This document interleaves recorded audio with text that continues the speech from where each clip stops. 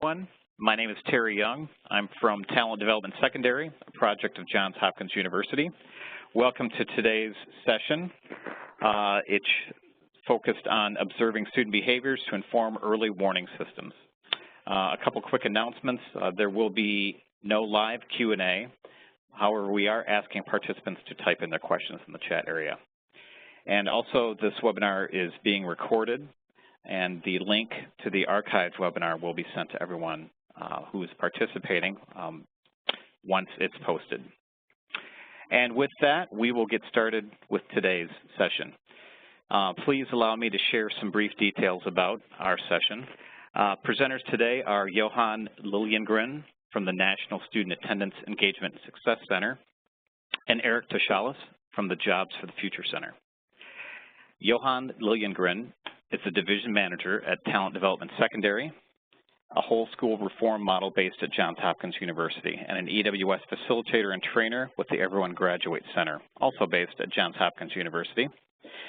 The center's focus on research development strategies for schools, districts, and states to keep all students on track for high school graduation and post-secondary success.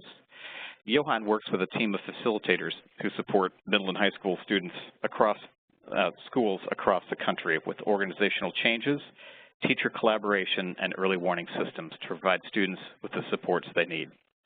He oversees the TDS, Talent Development Secondary approach to early warning systems, and regularly presents and trains at local, state, and national events on how EWS can be used to keep all students on track to graduation. Eric Toshalis is Research Director of the Student-Centered Learning Research Collaborative, part of the Students at the Center initiative at Jobs for the Future. A former middle and high school teacher, union president, and teacher educator with 25 years of experience in public secondary schools, Dr. Toshalis is the co-author of Understanding Youth, Adolescent Development for Educators, and the author most recently of Make Me, Understanding and Engaging Student Resistance in School, both published by Harvard Education Press. Today's session will last approximately 45 minutes with multiple opportunities to enter questions via the chat function. We'll be placing everyone on mute. Please do not unmute yourself, but instead refer to the chat function on the right side of the screen if you have a question. Please feel free to log your questions as Eric and Johan are presenting, and we will leave some time at the end to answer them. If we do not have enough time to get through all the questions, we will be replying to all participants by email within the next week or two. We encourage you to ask questions or simply share a comment. And before I hand over to Johan, I did want to share with you the mission of the National Center, which is listed on the screen here.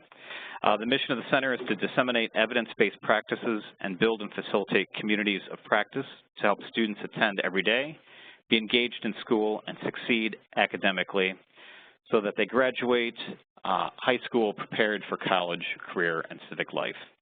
And with that, I turn it over to Johan and Eric. All right, great. Thanks, Terry. And welcome, everyone. Thank you guys for joining one of our first breakout sessions as part of our convening. I'm looking forward to talking to you today about a couple of different things around how behavior and school climate and culture interact within an early warning system.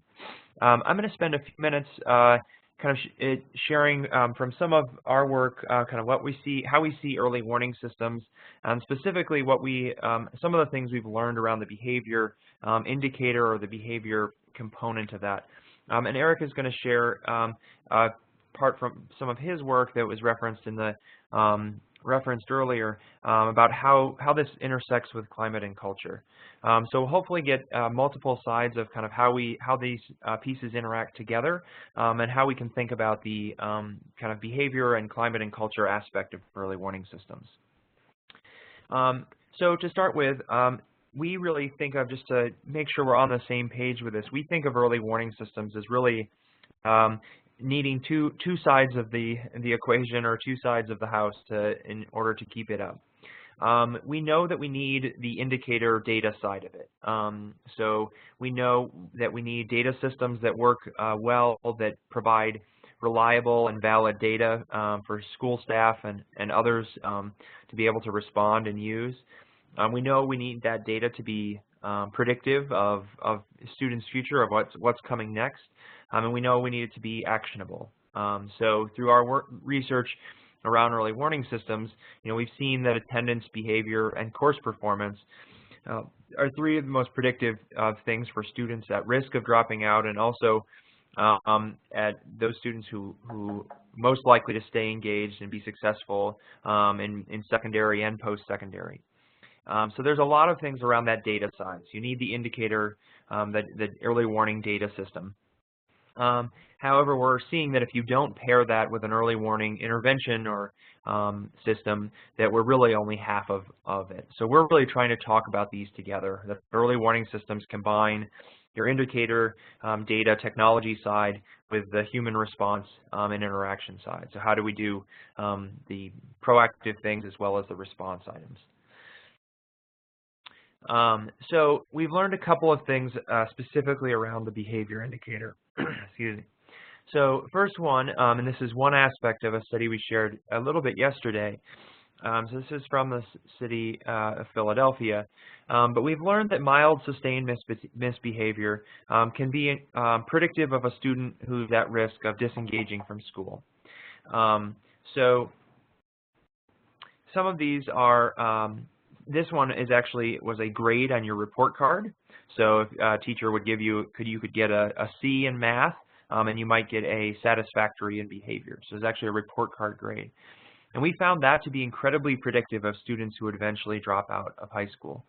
So this chart is showing that basically all sixth grade students who had one of those unsatisfactory marks on their report card, we tracked that group of students through, and we saw that more and more of those students fell off track at some point between their sixth grade year and when we would expect them to graduate. To the point where if you follow that chart all the way to the end, there's only 10% of those kids who had that unsatisfactory behavior mark in sixth grade. Only 10% of them were graduating from high school when we thought they would based on their grade. So incredibly predictive of students who might disengage completely from school. So that's the first one, the mild sustained misbehavior. We've also seen that serious incidents, such as suspensions, have been identified as an indicator of disengagement and risk. So this is one from the state of Colorado, looking across a number of different districts. And so the dark green chart is looking at percentage of dropouts with at least a suspension.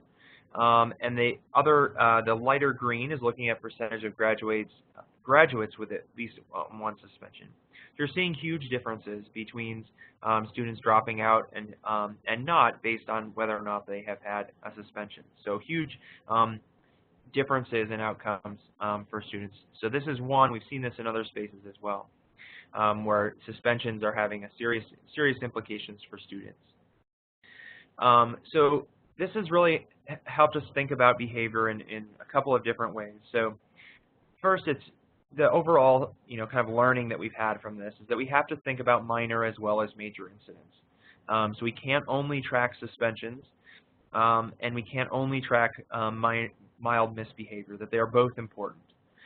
So that's I kind of think one of our big learnings from this. The second one is that we really, as we dig deeper into it, is that there's a variety of reasons of why kids are exhibiting these behaviors. And Eric is going to talk a bit about this in his section as well, is that we have to think about why students are actually exhibiting these behaviors, whether they're more serious or they're kind of the mild sustained ones. So when we have come up with in early warning systems, oftentimes we have this stoplight idea of you're off track or you're on track. There might be a high achievement, like a college and career ready stage. And so for behavior, I feel like have a pretty good sense of what falls into that sliding or off track category. So we know some of those things, right? We know those that we need to be concerned about. But part of this is we really want to help shift the conversation and think about, the absence of a suspension or the absence of office referrals doesn't mean that student's ready for post-secondary, whether that's college or career or some type of other training. So we really have to think about and explore more is what are those behaviors, what are those skills that very successful students have? What's our high achievement level? And also, how do we create that climate that encourages, teaches, and recognizes those behaviors? So we're really trying to think about, yes, the suspensions, misbehavior, that's our kind of red flag area for sure is important, but how do we also start to flip and think about how do we get more students, how do we teach, encourage, and create that climate for those high achieving categories. And then I'll share one last slide before passing it off to Eric, is that part of this we really see is we've seen use a multi-tiered approach that combines this, that we can't just be thinking about interventions when we're thinking about behavior. Sometimes this is a student having misbehavior, sometimes they're reacting to something that we can change at a whole school or targeted level. So we really are seeing that a tiered intervention or multi-tiered system can help us to help flip that and really be thinking about both levels of those. Yes, how we respond to students, but also how do we create that atmosphere, create that engagement, and teach those skills that we know are so important for highly successful students. All right, so I'm going to pass it off to Eric to dig in a little bit deeper about what we've learned in some of those different ways to set up that school climate and culture around this behavior indicator or the behavior component of early warning systems. So Eric, I think you should have the screen now as well. So. I do. Thank you. Thank you to Johan. Thank you to Terry for facilitating. Good morning and good afternoon to everyone here. My approach today is to look at issues of school climate, student engagement, and achievement motivation. And to Johan's point, this is the switch from thinking about the things that we need to change within the student to looking at the context around the student and the things that we might be in control of as systems level leaders, as policymakers, as educators that are working close to students in schools and in community support organizations. So the first point I want to make is really just an analogy that really good gardeners and farmers know what it takes to make plants flourish, and what they don't do is blame the plants when those plants don't grow. Instead, what they do, and they do it well, is they examine the soil, the sun, the water, and the whole host of nutrients that they need to provide in order for those plants to grow. And the point I want to make, the clear analogy there, is that we often, in order to really move the needle on chronic absenteeism problems, we need to be thinking much like gardeners and farmers do, which is what is happening around the individual student that would compel that student to make the decision not to engage school, not to skip school, or to not attend school. And the point I want to make here is that a student's decision to attend school and to engage learning opportunities with their best effort has everything to do with the quality of the learning environment and the experience that they have in that environment. So let's jump in a little bit deeper into school climate. School climate can go in so many different directions. There are multiple instruments out there that have been developed and validated and made reliable. Lots of different ways to think about it. This is my take on sort of drilling in very quickly to just a few of the key components I think that have the most robust research base behind it that shows why school climate is such an important aspect for us to consider. One is the extent to which students feel like they belong at that school environment, the way they feel like they're included and invited, and the extent to which they mix with other social groups rather than being rather cliquey and oriented to just a particular group. The dangers of being only connected to a particular isolated group is that if that isolated group begins to construct itself as being against school or wants to go outside of school, it's very easy to fall in with that group. Whereas if there's more mixing across different social boundaries, students tend to have more options in front of them and may have more abilities to choose to go to school. So belonging is really important, but too rigid and enmeshed belonging into a specific subgroup can actually be problematic. The mixture of challenge and support is really important. Every time we try to teach a student something new, we should be giving them a challenge, a novel way of thinking about it, but we should be matching that challenge with additional supports to make sure that they're always in what Vygotsky calls that zone of proximal development. Really good educators, really good learning environments are fantastic at balancing challenge and supports so that students feel like they're getting incremental progress over time. They feel smart, they feel connected, but they also feel supported to meet those challenges. So there's something in front of them to go for, but there's something behind them that's helping them get there. Voice and choice are absolutely critical. There's lots of terrific research about this, and this is the extent to which students feel like they have agency opportunities for ownership over the learning, and where they feel like they have a voice in the learning environment such that they're being heard, held, and understood. Doesn't mean that we follow what they say. It doesn't mean that we let go of all of our standards for behavior and for academic achievement. What it means, though, is when students have specific problems or complaints and they bring them to us, that we listen to them. Kids really find that valuable, even when they're not listened to and we have to negotiate with them. It's really important for kids, particularly those that are minoritized or marginalized, to feel like they have a voice. Teacher-student relationships, absolutely critical. I could go on for days about that. The more we pay attention to the relational component, how teachers feel connected to, students feel connected to teachers and vice versa, the more we're really going to find lots of robust opportunities for students to feel as though I want to be at school because I know I can feel known here. I know I can be connected to here. I feel related to here. This is a place that feels like family or like positive relationships. The motivations to come to school are therefore no longer external. They become intrinsic because the person feels fulfilled in wanting to become a good student. Ownership of learning, I spoke for, is really connected to some of the stuff above it. Personalization is really huge.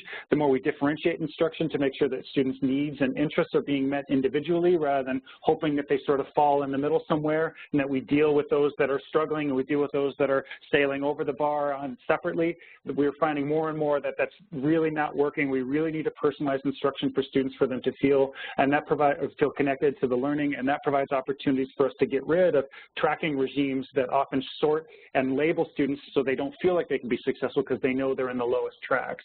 Recognition is a really important research area. Do students feel like they're known, held, and understood in the school environment? Different way of thinking about it. In other words, kids come to school and they think internally, school is for me. If they're feeling that way, they're likely to want to attend, which means they're likely to not hit the sleep button on their alarm if they have an alarm, and get out of bed and get to school. And that can be, the more we can motivate them to do that, the better. The ones on the right-hand side have to do more with the extent to which students feel safe at school. Performance versus mastery orientations. Mastery orientations in school tend to be much more promotive of student success, much more helpful for the student who wants to feel like they're getting little wins over time rather than having a big thing that they have to show for, whether it's a final test or it's a big performance or something. Performance orientations tend to be very stressful for students, and they have less social and emotional and psychological resources for them to deal with the intellectual challenges at hand. Mastery orientations tend to be much better. So the more we can focus kids on competency built over time versus I'm going to grade your homework or I'm going to grade you on this test and you have no opportunities to improve, the more we can lower stressors that make them want to come to school because they can feel like they're winning, hence early and frequent little wins. Competition, we know more and more, is not good in learning environments, particularly for those students who are less likely to win. Competition is great for the top 1 or 2 that are consistently winning, but every time we create competitive learning environments, we're creating opportunities for students to feel like they are losers, and that is a negative experience for many kids, particularly who are asked to take risks in front of their peers, intellectual risks in front of their peers. If it's a competitive environment and there are sanctions for those sorts of risks, bad learning environment. Tracking and other forms of ability grouping, more and more and more, it's real clear that those forms, they're sending messages that despite our rhetoric about growth mindsets and all of the needs for kids to feel like they can persevere and have grit, if you're going to school and you're consistently tracked into the lowest classes and you don't see any opportunities to get out of those lower track classes and you're only surrounded by other kids who are similarly labeled and tracked, the opportunities and the motivations towards success are minimal, and therefore students make the decisions often to not go because going means being told you're dumb. And kids would rather be bad than be dumb, and that means sometimes checking out.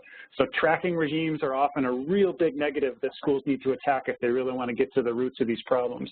Bullying, we can go for days about that one too, also a big problem. Same with racial, ethnic, gender, socioeconomic, sexual orientation, microaggressions, any sorts of messages that are given to students repeatedly that they are not normal or they're not welcome or that they're not understood in those environments lead students to believe I am not safe here, and they will intentionally check out. So school climate is huge. It's really important to pay attention to those aspects. Lots of great research and instruments out there to attend to. The summary here is that if we really want to eliminate chronic absenteeism, and clearly we all do, we need to focus at least some of our efforts on analyzing and changing the components over which we have the most control. And I would include those to be school climate, the extent to which we're responsive to the multiple cultures that attend our school, or the multicultural environments that we're trying to create for kids, the extent to which we engage students in meaningful, novel learning opportunities that are relevant and responsive to their home lives, our relationships that we cultivate with them and that we negotiate with them over time, and how we construct motivating activities for them. If we're nailing all of those things at a school and doing all those things well, kids have built-in reasons to attend, and they will tend to choose to attend, and that will help us eliminate chronic absenteeism. The next one would be student engagement. And again, these are these things we're kind of going at 30,000 feet here, but the introduction to student engagement, I want to encourage us to think differently and to realize that we act as if the way we think of the world is the way that the world is. So our language, our thinking drives our language, which drives our actions, which actually shapes our impact. And the example here in the way that we think about how we engage students, I'm going from red to green here to show you language that research has suggested and that my practice and experience has shown that that sort of language leads to not very helpful interventions that don't lead to the kind of impacts we're looking for. When we say things like, this student doesn't want to learn, first of all, I don't know of a student that doesn't want to learn. The brains are hardwired to learn. We want to learn. All kids want to learn. They may not want to learn from us in that situation at that time, but there is no such thing as a person who has a pervasive sense of not wanting to learn. But that statement gets said all the time in schools versus saying something like, this student is disengaged. A little bit better, but still doesn't really help us with the data or what to do, versus saying, this student is experiencing a disengaging context. Now, the response is already starting to shift for us because we're thinking about, what might be happening with that context? How can we change it? Versus the best way to think about it, I think, is this student has not yet been effectively engaged. So our language there is driving a response that will lead toward us changing the things around that student before we blame that student for just making the decision not to attend or blaming that student's family. And student engagement has lots of different functions for it in the ways we can think about it. There are cognitive, behavioral, social, emotional, and relational components in student engagement. And what we do know is that it's a primary mechanism that enables motivational processes to contribute to learning and development. In many ways, it's the precursor to motivational behaviors. It's really what students do when they move from feeling motivated to actively learning. So I'm coming to school, I'm waiting for engagement opportunities. When I'm motivated and I decide to engage, that's when things really turn on. Now, how do we theorize that? I like to think of it as a virtuous cycle. That really all of these things are kind of in a pattern of interrelationship, that the more there are really structured opportunities for learning, there's a support for student autonomy, there's support for them to be involved and belong, the more they're going to be cognitively engaged and be behaviorally engaged and emotionally engaged, which then drives the search for more structures, more autonomy, supports more involvement, and all the way through that they're getting experiences of competence and relatedness and autonomy, and the outcomes we can see toward the right are academic, social, and emotional. So this engagement thing, the more students get engaged, the more they tend to engage, the more they tend to engage, the more they make opportunities that may be smaller into bigger opportunities, and that cycle just keeps getting better and better. Kids that decide to disengage early on, they're sort of testing the waters to find out, will you let me get away with not engaging? We have to dive in early and often and engage those students in ways. We have to find out what they need in order to lean into their learning. We need to find out what we're doing that might be pushing them away. We need to find out what their learning experiences are that might help us determine when they feel the most success and where they feel like they're most alienated and minoritized or marginalized, particularly when there are racial components or exclusionary disciplinary factors. Lots of different ways to think about it. But we have to engage students if we expect them to engage us. And that means being willing to have their experiences reflect on what we need to do differently in order to make sure that student feels like they want to come to school and be successful. So really for student engagement, an engaged student is connecting to something, they're connecting to someone, they're connecting in some place, and they're connecting for some reason. We have to find out what those things, ones, places, and reasons are if we really want to be better and pull students in. Engagement is super complex. It's really complex, but one way to simplify it is that it has far more to do with the existence of supportive context and inviting opportunities than really any individual's innate capabilities or abilities or deficits. So the more we think about engagement as an individual thing, the more we're really losing the forest for the trees. Engagement is a process, it's an outcome that occurs as a result of all sorts of processes that we are in control of. So to blame the student for not being engaged, not a helpful response. A chronic lack of engaging experiences in school can really contribute to a student's decision to skip school or drop out. So one way we can get down to that is to sit down with the students and find out when's the last time you felt like you were really engaged in learning and experienced some successes and were connected to others in that learning experience. If they have to search to find a recent experience about that, that's on us. We have to figure out what we're not doing to provide that student. And then when they get to describe those things, how can we leverage what they've told us about how it works for them and help to create those opportunities for that student? And I know that teachers will say, that's fine and great, Dr. Toshalis. I have 175 students a day. I teach 6 periods a day. I have 4 different preps. How am I supposed to engage each one of my students? My quick answer to that one is you don't have to do every student, you don't have to actively engage every student every day, every period. I go for the 2-week rule. Try to engage every one of your students over a 2-week period in some meaningful relational or academic connection. And if you spread it out over 2 weeks, kids will keep coming back for more. If they have a rich experience, they're willing to go through multiple days, maybe even multiple weeks of having mediocre or even negative experiences with the hope of having another one of those good experiences again. So if you pepper your curriculum and you pepper your relationships with students with enough to catch them as they go over a period of time, I think you're still doing a heck of a good job. From student engagement, I want to just briefly attend to a few achievement motivation concepts here. Again, motivation and engagement, super related, super connected, all connected within the larger umbrella of climate too, so we're sort of drilling closer and closer in here. One off-ramp that I hear many educators and systems leaders say, and this has to do with a lot of the parenting and pop psychology that was really active in the 80s and 90s, is an obsession with self-esteem. And self-esteem is really a research and practice kind of dead end, or maybe even a cul-de-sac. We can sort of circle around and around and around and never get anywhere. It's really not a good motivator.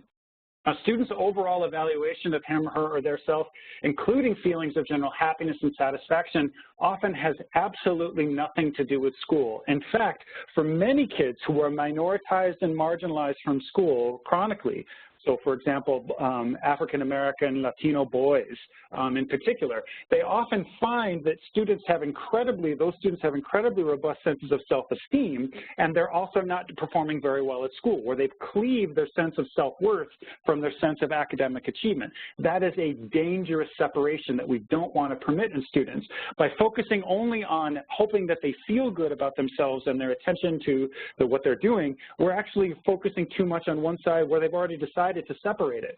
Self-esteem really is a consequence, not a cause of high achievement.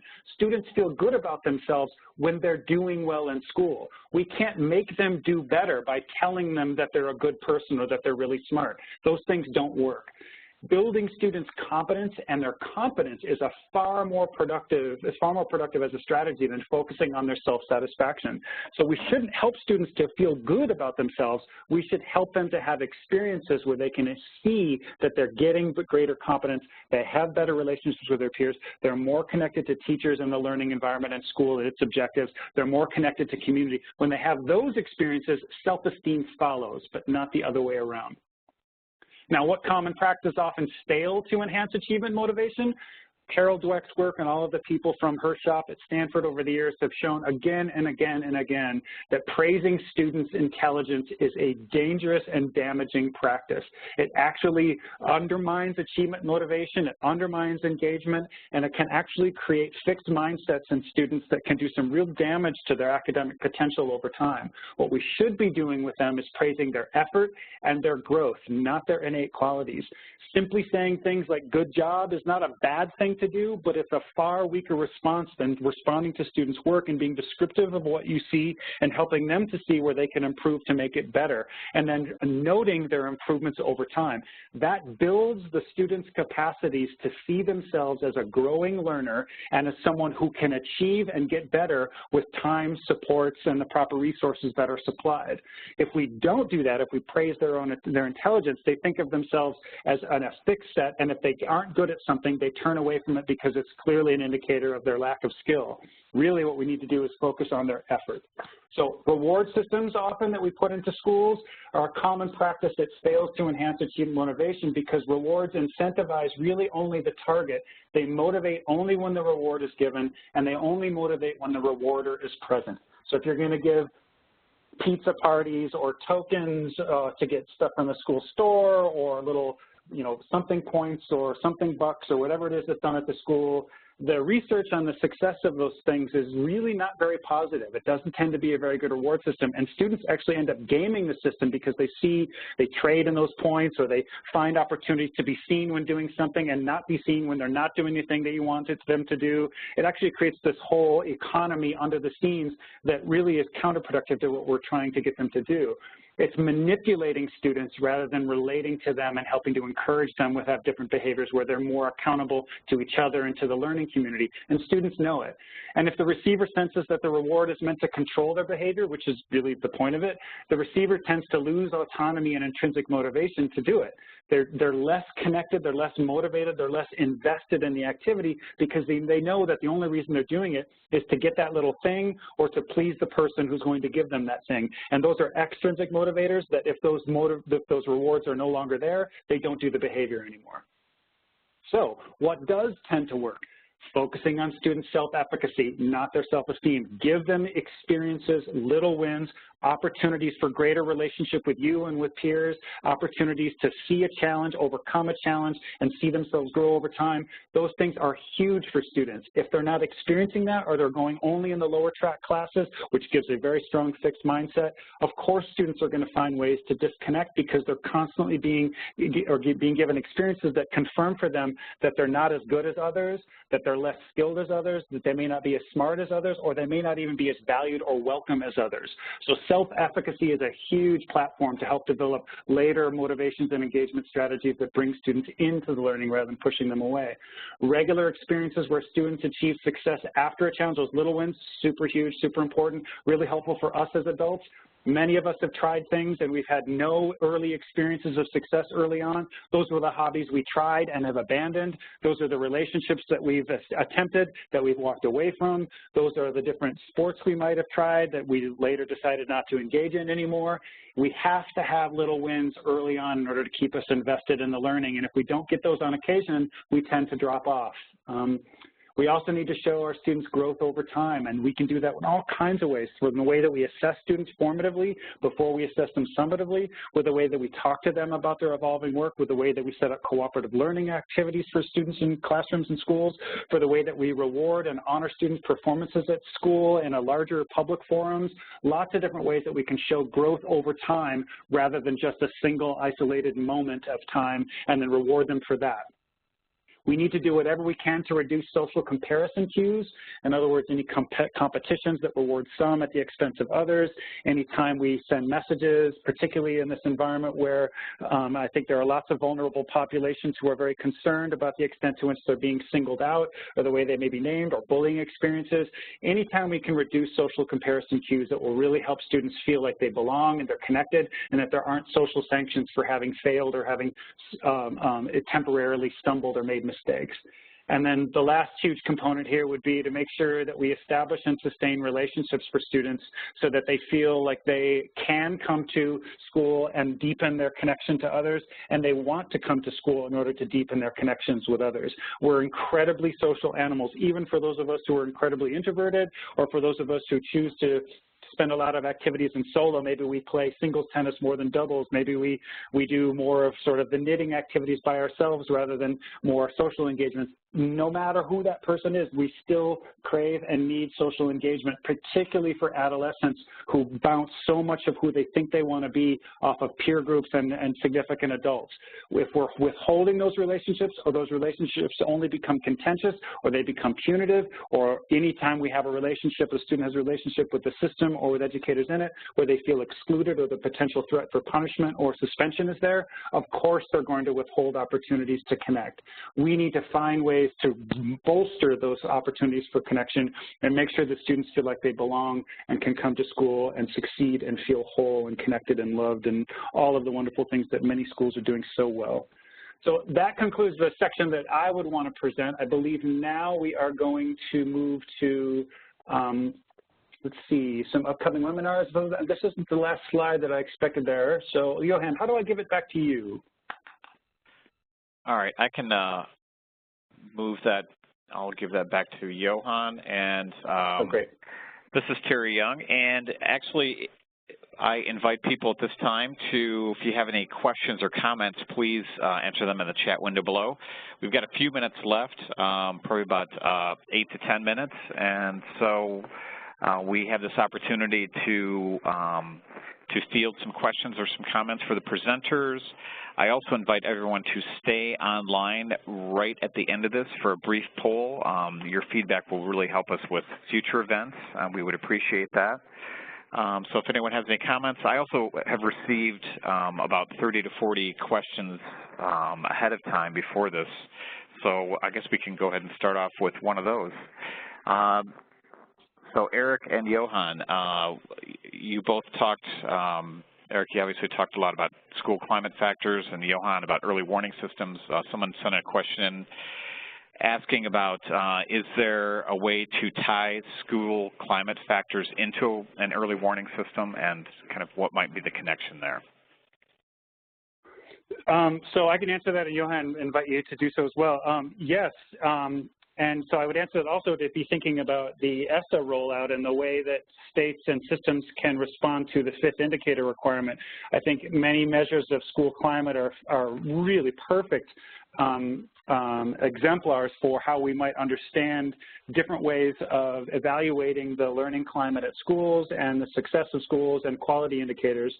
And we can connect what we can find, so for example, sixth grade misbehavior, what that might look like over time if we're also tracing the extent to which the school has created efforts to look at its bullying, to look at its cultural responsiveness, how rigid and tracked and rutted the ability grouping is at the school, to look at the presence of microaggressions. Any one of those particular indicators, depending on how you measure it, could be used to correlate then to the data in early warning systems. And I suspect that you'll find some at least emerging correlations, if not some strong correlations that suggest the kids who are dropping out tend to be the ones that are also experiencing these sorts of things in school, these negative outputs, these negative experiences.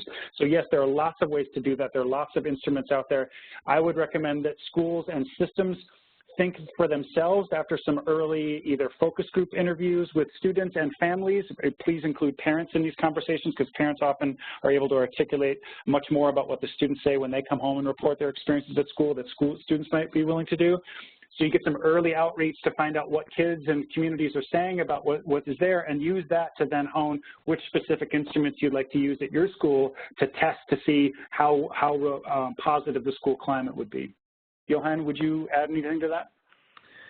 Yeah, I mean, I think that it's, yeah, I agree, Eric. I think it's kind of two sides to it. There's kind of the, how do you look at some of the measures of climate culture that give you a good sense of you know, things across the board. There's also a fair amount of work of how do we understand, you know, how do we understand kind of from an individual student if there are particular skills or strategies. So there's a fair amount, things like what Eric mentioned around growth mindset, and there's folks trying to figure out and dig into that. Is that, you know, is that almost like an early indicator, you know, something that measures resiliency or something that measures grit or mindset, you know, that helps, one, give us an early indication of what might be happening with a particular student, but also, you know, helps us with more context of how we might actually address it, how might we respond to that.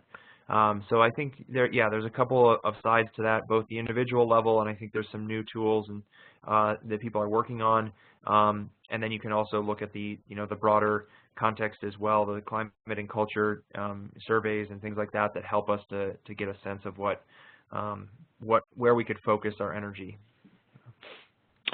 I was going to jump in too and just mention recently I attended a school improvement grant workshop put on by the state of Michigan, and they had a student focus group, a group of students come in and they kind of did a presentation for all the educators that were there, and it was a very powerful experience seeing students in a focus group and talking about their experience as someone in the school system. So I would encourage people to look up some resources on that.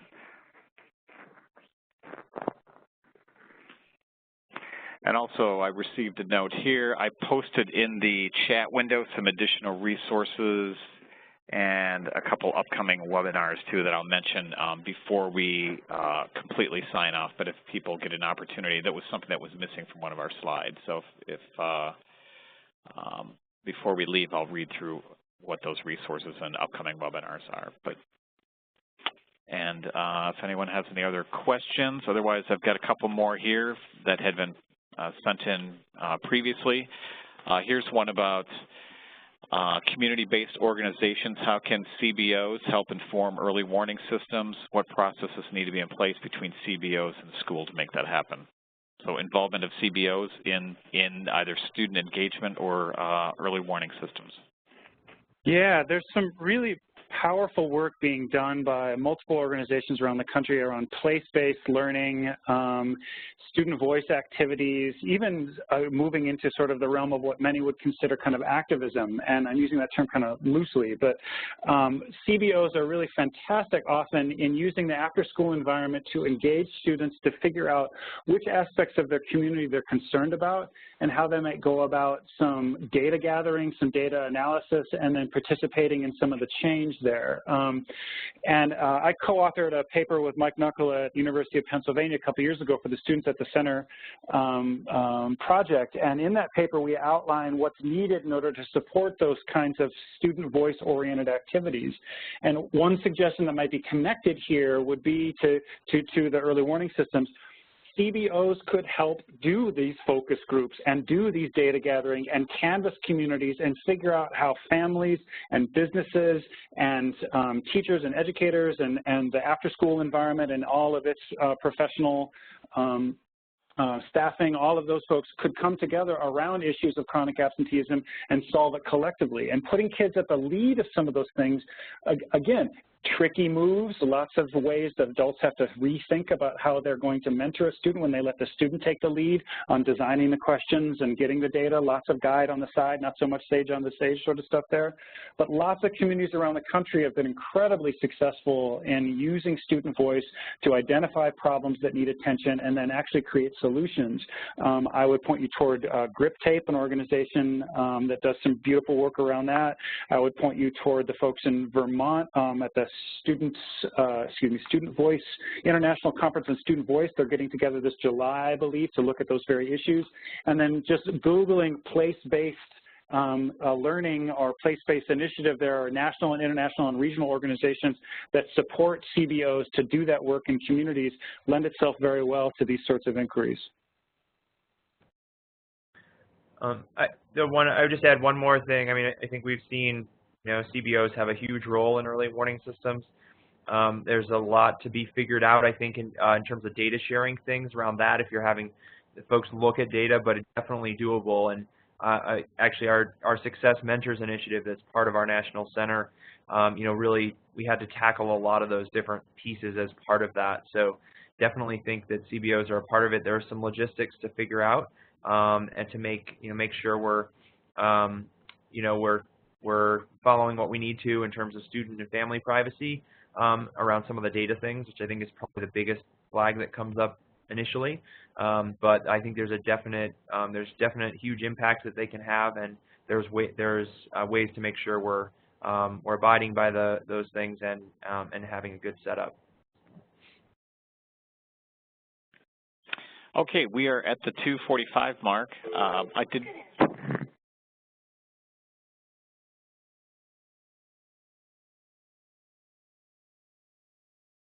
you there, Terry? Yes, sorry. We have a couple upcoming webinars, April 11th, Early Warning Indicators and the Link to High School Graduation Rates, and April 25th, Methods for Identifying Root Causes of Chronic Absence. And we have also posted some additional resources there. And if everyone could stay on the line. Gentlemen, do you have anything else to add? Otherwise, I think there's going to be a poll that should be popping up for people to take. Nope, nothing else from me. Thank you, everybody, for joining, and look forward to continuing the conversation around this topic. So. I echo that. Thank you to Johan, thank you to Terry, and thank you to everyone at the center. Appreciate it.